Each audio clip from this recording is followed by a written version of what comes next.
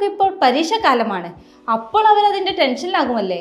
ഈ ടെൻഷനൊക്കെ ഒന്ന് മാറി അവർക്കൊന്ന് എൻജോയ് ചെയ്യാൻ പറ്റുന്ന ടൈം അത് വെക്കേഷൻ ടൈം തന്നെയാണ്. എങ്കിൽ ഈ വെക്കേഷൻ ടൈം മറക്കാൻ പറ്റാത്തൊരു എക്സ്പീരിയൻസ് ആക്കാൻ കഴിയും.